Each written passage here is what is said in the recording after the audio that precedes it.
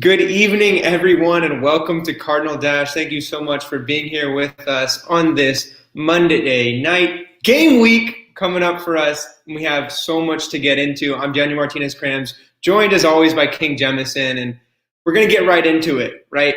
We haven't seen Stanford play really at all since the spring, but we're going to get a lot of questions answered in this week one. So, King, my first question for you is what questions will we know answered, will we have answered by the end of week one? I think one of the first and most important questions is, can Davis Mills be the best quarterback in the Pac-12? Now, we've talked a lot about Davis Mills this entire offseason. We know he's going to be the key to Stanford's season. And I'm not saying this will answer the question of, is he the best quarterback in the Pac-12? And frankly, I don't think he will be. But it's going to answer the question of, can he be that kind of elite quarterback for the Cardinal? Because if he goes out and performs well on the road in Austin Stadium, albeit without crowds, albeit with an Oregon defense that's probably not quite as strong as it was last season, we'll talk about that later, it would still prove a lot to not only Stanford fans, but really to the rest of the country that Davis Mills can be the guy that the prognosticators in his recruiting cycle thought he was, that he can be one of the elite quarterbacks in the entire country. And I think that, frankly, with the defenses on Stanford's schedule, even if Oregon's defense takes a significant step back this year, they still might be the best defense the Cardinal face, up there with maybe Washington and Cal. And so this is going to tell everybody in the country a lot about Davis Mills. And I think it's also an opportunity for him in the 4:30 p.m. Pacific ABC game to show off, because I think he really hasn't been talked about much in the national media, which is surprising given where he was in the recruiting cycle. But everybody just wants to talk about KJ Costello transferring out. And, you know, what they don't want to say, the conversation they don't want to have is, I think Stanford got better at the QB position with Davis Mills as the starter. And we've talked about that a lot. But we see KJ Costello struggles at Mississippi State. That's not who Davis Mills is. And I think he's ready to prove that. But if he performs extremely well, we'll know that he can be in the running for the best quarterback in the Pac-12. Absolutely. And that was the very first question that I think this game one is going to answer. Because as you were saying, KJ Costello didn't transfer. He was beat out by Davis Mills. And what this game is going to show us is what Davis Mills is going to look like. Because when I see the difference between my prediction at 5-1 and yours at 3-3 is how well does Davis Mills play. So I'm completely with you on that one. And then this other question that you kind of brought up with that 4:30 Pacific time slot on ABC is, can Stanford recover its brand? Because as you were just mentioning, Stanford isn't viewed as a top of the Pac-12 team anymore. They're just not. They had one 4-8 season, and now Davis Mills isn't getting the hype that he maybe would have a few years ago coming in as a top-ranked recruit. So can Stanford recover its brand? They're facing an Oregon team that's ranked number 12 overall in the nation in the AP poll. So what Stanford does against Oregon, who is in the same boat as every other Pac-12 school, they haven't really faced anybody. So Stanford could get a big win. It would be a far cry to say they're going to upset Oregon, but even having a competitive game against Oregon, a team that's ranked so high nationally, says a lot about where the program is at and what the program could be at the end of the year, because I think this game can answer a lot of questions about whether Stanford is actually a contender. And what Stanford does in this game is going to tell a lot of people about how real Stanford really is. Yeah, and Stanford was picked to finish fourth in the Pac-12 North this year. And I think that's fair given that they finished last in the Pac-12 North last season. But when you look at the rosters in the Pac-12 North and what each team has returning and the kind of talent they have on that roster, there's no reason why Stanford should be pegged fourth right out of the gate. I think it's disrespectful, and you're exactly right that this is a chance to recover the brand on national television. Yes, the unfortunate thing is you're running opposite Clemson Notre Dame. So most of the national audience will be tuned elsewhere. But nonetheless, it is going to be as big a game as Stanford has played in a couple years, maybe even going back to the Notre Dame game in 2018, just simply because it's the Pac-12 showcase in opening week. And, you know, I think you're exactly right that this is the Cardinals' chance to not only take back their brand, but to maybe take back the Pac-12 North. Then another question I have, will Stanford's defense take a step forward in 2020? We are going to know that after this game. Stanford's defense was bad last year. It was, frankly, one of the worst in the Pac-12 one of the worst in the country in passing defense. The rushing defense was okay, but I think a lot of that is that Pac-12 teams don't run the ball very well or did not run the ball very well last season. So I think those numbers were a bit inflated. But don't let that side fool you. Stanford could not stop anybody last season in the games that mattered. I mean, you had Davis Mills throw for 500 yards in a losing effort. That is inexcusable. I think there's a chance for the Stanford defense to kind of surprise some people all season, but particularly in this game. Oregon is replacing all 5 starting offensive linemen. Oregon is going to have a brand new starting quarterback in this game. Even if that starting quarterback is Tyler Shuck, who I think will end up being very good, this is a huge spot for him to come into off limited practice. We know they've had some COVID issues, mostly from false positives in the past couple weeks, which probably have slowed down practice. And listen, Justin Herbert was not that good over his past 2 seasons in college. He struggled in big games. He always seemed to be that overrated college quarterback who the NFL scouts love. But now, look what he's doing in the NFL. He's tearing it up. Outside of the second half yesterday, he has had a fantastic rookie season. He might be the rookie of the year frontrunner. What does that tell me? It tells me that Oregon's offense is doing something wrong. And you got a new offensive coordinator, Joe Moorhead. I think he's going to be a great hire eventually. But Mario Cristobal's system is evidently not quarterback friendly. If Justin Herbert can perform better for a bad Chargers team than he could for a very talented Oregon team. So something tells me that Oregon's offense is going to be kind of paltry this season, and that Stanford could potentially be the first of many defenses to showcase that weakness. But if they don't, if Oregon tears up Stanford, then it could be a long year for the Cardinal D. And I'm totally with you on that defensive question. And I think the question that's going to be answered the most is Stanford's run defense, because I think CJ Verdell is a great test for this Stanford defense, what they can do this year. As you mentioned, Oregon in its roster depth chart today listed their quarterbacks as an or. So not really a sure thing in the passing game, whatever it is. They have a lot of talented receivers, but I don't think they're necessarily the passing threat that's going to tell us if Stanford's defense has made strides in the offseason in terms of aerial attack. But totally with you on the rushing side. We're going to learn a lot about Stanford's tackling, which we talked about in past shows, how much they were able to work on it in the offseason, how much they were able to speed things up, how much all of those Zoom sessions that they've been talking about so much have paid off. And that really kind of goes in this question that Stanford, that Luke is asking in the chat, is if Stanford is sub 500 again, is David Shaw's job at risk? And that we've talked about this before, is no, right? He has lifetime job security. Will people be calling for his job? Absolutely. But after this game, we'll see a lot about where Stanford is as a program. Even if Stanford isn't able to make those choices, we'll see a lot about where Stanford actually is as a football program. Yeah, and let me add one more question to the pile that I think is particularly relevant to where Stanford is as a program. And that's, can Stanford's offensive line be good enough to support Stanford's very good skill position players in 2020? Stanford's offensive line used to carry the team. It used to be the skill position talent, which was the laggard. I mean, you had an offensive line that made any running back look good, and they happened to have some very good running backs, but they happened to have some pretty pedestrian quarterbacks who still were able to put up big stats because they had fantastic production and protection in front of them. This year, it kind of looks like the opposite on paper. You got great wide receivers. You got, I think, good running backs. You got, on paper, a potentially elite quarterback. The offensive line, I think it's going to be pretty good. I mean, you return the same 5 guys who started the last 6 games last year. You return a few other guys with experience. I think you're probably going to see a guy like Branson Bragg and maybe freshman Miles Hinton step into that offensive line, even though they were not among the starters last season. And so you got depth, you got reasonable talent, but I still think that it could be a liability for the Cardinal because it has been the past couple seasons. And this is absolutely the game that would showcase that, because I think perhaps the strength of Oregon's team is in their front 7.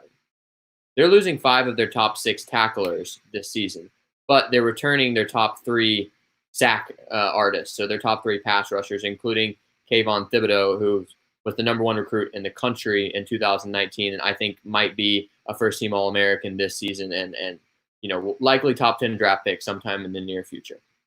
He could terrorize this young Stanford offensive line. But Stanford's offensive line is able to get pretty good protection for Davis Mills, and if they're able to, generate any kind of run game, I think we're going to feel a lot differently about this offensive line leaving the Oregon game, win or lose. So I think it's a real showcase game to see, can Stanford start to get back a little bit of that intellectual brutality era offensive line play, or is it going to be more of the same from the past couple of years where they could not run the ball at all and could barely protect the quarterbacks either? King, you have to be reading my mind right now because everywhere I want to go, you're saying the thing right before I can. And I want to jump into my next question for you, which is what makes you most worried about Oregon? And absolutely, it's that defensive line because Stanford's offensive line made a lot of strides as a young team last year, but was definitely precarious at times. Oregon has Thibodeau, as you're just mentioning, and many, many others. That's where they're returning a lot of their starts on the defensive side. Because this is a team that's losing a lot of players. Oregon has lost a lot of people to the draft, to opt-outs. But on the defensive line, they're keeping their main guys. But I want to throw it over to you. What do you think is worrying you the most about Oregon right now? Well, I think I'm going to let you talk more about the pass rush since I just got to throw my hat in the ring for that one. I think Oregon's running game is the scariest thing about the offense, and you talked about that earlier as well. C.J. Verdell is probably the best running back returning in the Pac-12, one of the best in the country. I mean, he's got 2,238 career yards, and that's in just 2 seasons. I mean, he's going to have a shot at being one of the best running backs in Oregon history, particularly if he sticks around for a senior season. Last year, he averaged 6.2 yards per carry. And even if you have a good offensive line, that's extremely impressive for a running back over the course of the season. And it's not just him either. They have Travis Dye, and I'm going to mess up his name, but Cyrus Habibi Likeo. I think I got it right. He had 10 touchdowns last year, a Palo Alto native. And so they have depth and they have talent at the running. And we know their offensive line is such an emphasis for Mario Cristobal. This guy was a former offensive line coach. That's where he got his start in coaching. And so if Oregon's offensive line is as good as it was last year, they've got great guys to run behind it, and it could be a long day for the Stanford defense. Because we know if a team is able to run all over you and have a good defense, very difficult to win those games. You fall behind early, you're playing catch up, then you start to turn the ball over. So besides the pass rush, and specifically Kayvon Thibodeau, C.J. Verdell in the running game is absolutely what scares me most. And we know that formula of a strong defense and a great running game works because Stanford did it for so many years to near perfection, where it looked so easy for Stanford to control the clock and win games like that. But yes, going back to that defensive line, Thibodeau, Scott, who's a senior, has 37 career starts, which leads the entire Pac-12. Twice he's been an honorable mention for all Pac-12 by coaches. Played over 1,000 career snaps. And then Fo Liu, who's also projected to start, played in 36 games, has made 16 starts. So that's a lot of starts returning on the defensive line for Oregon, which lost a lot of depth other places in the defense. They lost 59 defensive back starts, 84 at linebacker, but just 27 on that defensive line, which is why I'm harping on it so much, because Stanford's offensive line has made a lot of strides. They're a lot better now. I think we're going to see that. But this is a huge test in the first game of the year after they haven't really seen this violent play of a live game in a long time, how they're able to protect Davis Mills, how they're able to get holes for the running backs. I'm not sure if we're going to see it. And this is a great test for week 1. Really exciting, I think, for Stanford to actually be able to measure up in this, right? Because we'll talk about this, but Stanford doesn't have much to lose in this game, right? They're a 10-point underdog at least. If they lose by 7, it's not a big deal. That's what they're supposed to do. So this is an opportunity for Stanford. I think they're going to be able to play with a little bit less weight on their shoulders and actually be able to perform better than expectations this week. I absolutely agree. And, I see that line and I say, hammer Stanford this week. And there's a lot of reasons, and I think we're going to go into more of those. But I think Oregon's being significantly overvalued this season. I think that they are an overrated team. And the reason is it's similar to the LSU principle from early this season. LSU had a fantastic season last year, probably the greatest college football team in history. But they lost like 18 of 22 starters or something like that. I mean, they had a ridiculous amount of production lost, and not just to graduation and NFL draft declarations, but also to opt-outs. And so we just assume because of the talent level on the roster, they're going to be right back there in the same position this season. Well, they come out and lose to a Mississippi State team who has looked awful since. And then they just get destroyed by Auburn last week. LSU is a totally different team. Is Oregon going to fall off the cliff like that? No, I don't think they are. But I do think it's fair to wonder how a team that is losing so much of what made it great last season is just being picked to pick up right where they left off. I think Mario Cristobal is in the course of building Oregon into a national title contender, but they're not there yet. And I really think that this is a potential step back season. And if I'm wrong, if I'm wrong and Oregon is able to be a national contender this year, that says so much about the program Cristobal has built up, because that means you're able to sustain those losses in an Alabama or Clemson style fashion. But I don't know if they're ready to do that just yet. And I think we've talked about it a lot. Stanford's 4-8 season last year was an outlier. Now, it might not have been a severe outlier. Stanford was probably more like a 6-6 team. They're probably more like an 8-4 program. But the 4-8 was an outlier due to injuries and some just injuries in key spots at bad times and some games that got away from you. And we've talked about it ad nauseum, but that's not the kind of team that Stanford has returning this year. They have a team returning that is capable of beating anybody in the Pac-12, and Oregon is no exception there. So I think the thing that scares me most about Oregon as it pertains to preseason expectations is just the general talent level of the roster. In the 24/7 Sports team talent composite, they have the 12th most talented roster in college football, second most in the Pac-12 behind USC. That doesn't tell you everything, but it does tell you they're recruiting at an extremely high level. I mean, they had the number 7 class in 2019. They signed the nation's top 2 linebackers last year. Mario Cristobal is building something special. But if he's not there yet, then Stanford has a great chance to go ahead and knock the Ducks out of playoff contention in week 1. And that's a completely reasonable assertion to make, right? Because you would never say a team with a brand new offensive line and a brand new quarterback should be picked to run the table. That's not the way it works in college football. It takes a while to build up. Everybody goes through the phase where they learn on the job. That's what college football is. But predicting a bounce back or a setback season for Oregon seems totally realistic, especially when you look at how young of a team Oregon is. 74% of their roster is underclassmen, which is the highest number in the FBS. Stanford, of course, is 4th in the entire FBS at 71.6%. So they're both very young teams. And from that, what makes me worried for this game is obviously that Oregon has been recruiting at a much higher level than Stanford has for the past 4 years, right? So that's what makes me worried, is that they have a higher talent level, which is what you're just pointing to in that 24/7 composite. But at the same time, we see that both teams are young. So both teams have an opportunity, and that's what makes me excited for this game and thinks that there's something could actually come out of it in terms of positives for Stanford, that they could surprise a lot of people, right? Because preseason rankings don't mean much. We all know that. We all know it's kind of ridiculous to assume based on what the team was last year. We've been over that many times. But for Stanford to potentially have a good game against a team that is ranked number 12 goes a long way towards what the end of season kind of results are going to start looking like. And one other thing about this game, Alton Stadium is probably the scariest place to play in the Pac-12, maybe outside of going to UW. But it's a really good year not to have fans in the stands. I hate that that's the way it is. I hate that we are in this COVID era. But if you are going to have a schedule that sets up nicely for the Cardinal in a fan-less environment, it is going to both Oregon and Washington without those fans in the stands, because it is different. Now, I've looked at the weather. Looks like it's going to be cold, potential precipitation on Saturday. So that could be something that Stanford is very much not used to. Lord knows it's not raining in California right now. And it certainly hasn't been cold either. And so that's honestly the most worrisome thing about going on the road, beyond just also taking on a different city and traveling in a COVID era. That's also a worry. But it's not a true road game. And so I think Vegas is a true road game, and they're treating it as a true road game where the home team is a true top 10 team. And I don't think they are, and I don't think it's a true road game. And so I think, we're not a betting show, but if we were, I'd say go ahead and take Stanford and put the house on.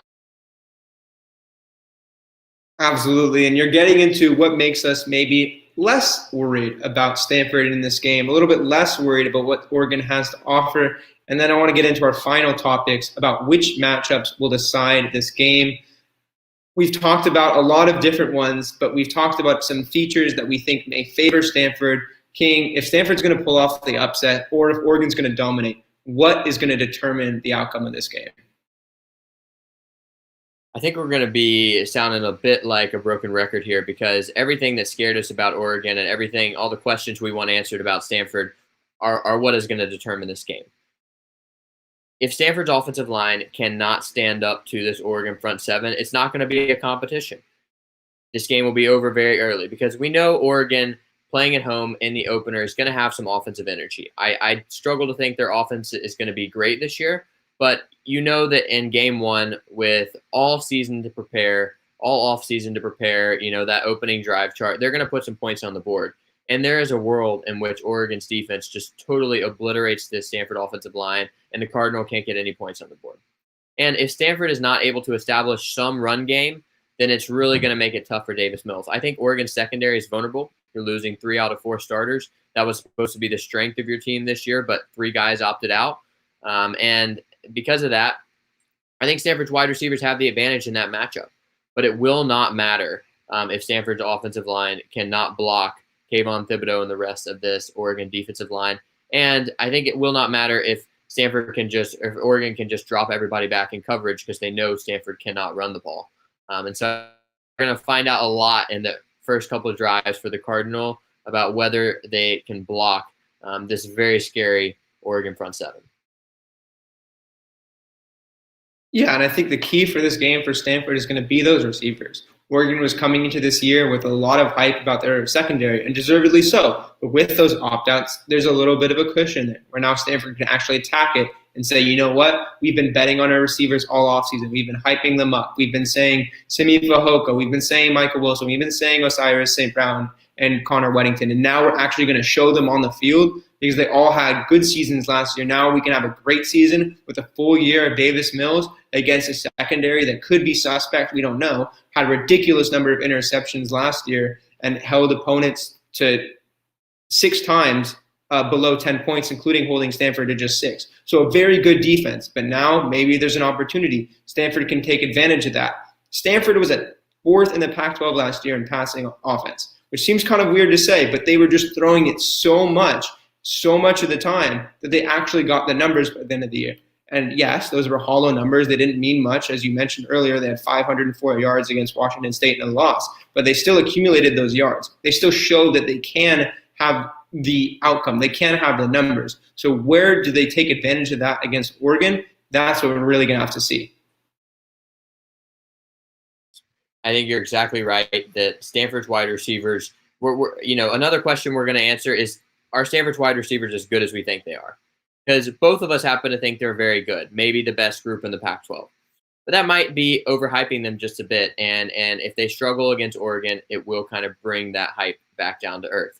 Now, on the other side of things, I think, one of the key matchups will be, can Stanford's defense get to Tyler Shough or Anthony Brown? I just happen to think Tyler Shough has a lot more upside at that position. I would be very surprised if Anthony Brown, the Boston College transfer, trots out there. But, either way, you're going to have a first-time starting quarterback. Tyler Shough was very good last year in limited action, 12 of 15 for 144 yards and 3 touchdowns.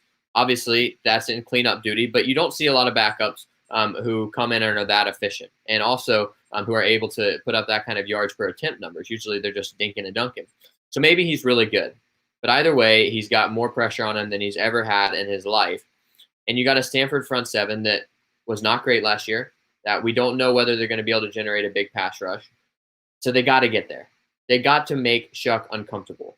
If they can slow down Oregon's run game, that will be fantastic because then you're going to force Tyler Shough to throw the ball. But whenever he drops back, they need to get after him and they need to confuse coverages. We know Dwayne Aquina is one of the best secondary coaches, defensive back coaches in the country. We know he's going to have his guys as prepared as they can be. All those Zoom meetings, that's where I think they maybe can utilize that Zoom training. Can they throw some confusing coverages? Can they throw some confusing blitzes and get Tyler Shough off balance in his first start? Because I think ultimately the key to me is, can Stanford jump out to a lead? You don't want to play catch up against a team like Oregon who likes to run the ball and play solid defense. You want to make them play catch up and make their rookie or redshirt sophomore, but brand new starting quarterback be a little uncomfortable. You want to make them start to press, because then all of a sudden maybe you get a couple turnovers and can jump out to quite a lead early. What do you do when you're the away team, whether it's in baseball or in football, where David Shaw always likes to take the ball on offense out of the gate? You score first, just like you're saying. That's what Stanford needs to do. That's how you shock a team. That's how you say, oh, we're not maybe that good. You put a little bit of doubt in their minds. That's what Stanford needs to do. And the best way that they could do that is turnovers. Stanford was bad last year in the turnover battle. They only got 12 on their defensive side. They gave up 13. That's -1 for the season. Oregon, 27 turnovers forced, only lost 11. That's +16. Oregon did not lose a game when they won the points off turnovers battle. That's pretty typical. But if Stanford can shock them by playing a really solid defensive game and then getting a few of those extra plays where they've been talking about all offseason, saying we need those bigger plays. It's not enough to just be physical. It's not enough to just bend and not break. But sometimes we need to make the big plays in the biggest moments. That's how Stanford could potentially win this game, where they're shocking Oregon. They're saying they're putting a little bit of doubt in their minds that maybe they're not good enough, and then doing something with it on the other end. They have to capitalize every single time they get anything thrown in their favor, because that's what you do when you're the underdog. When you're the underdog, you got to take advantage of everything that you're given. And we don't want to put too much stock in the opening possession.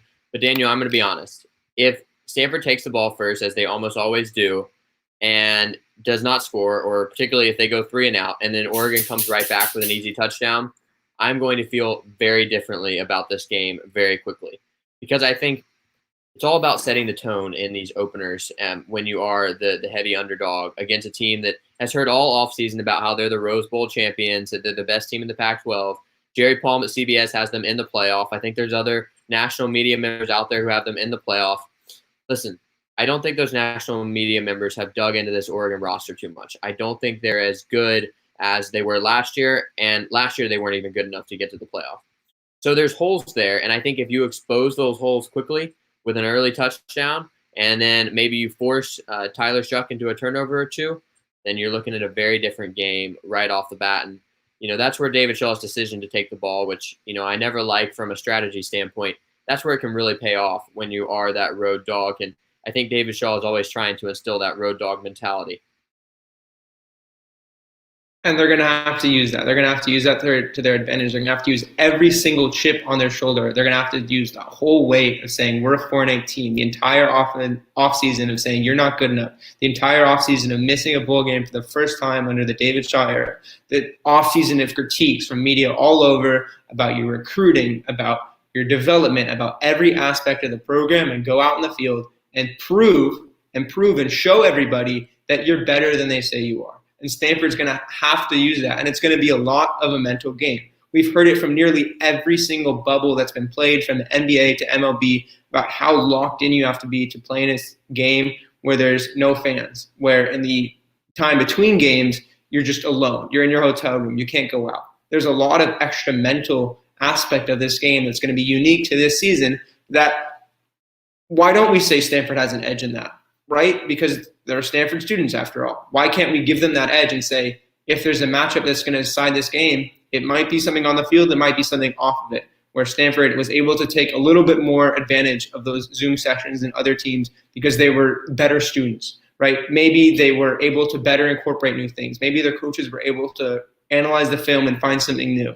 I think a lot of this game and a lot of this season is going to come down to edges that we really can't quantify, that we really can't notice on the field because they're so nebulous. They're so extra from what we've normally seen and typically seen in college football because this year is so unusual. And Daniel, we've said it all along. If there's one team in the country who's going to be comfortable playing in silent stadiums with no fans, it is the Stanford Cardinal.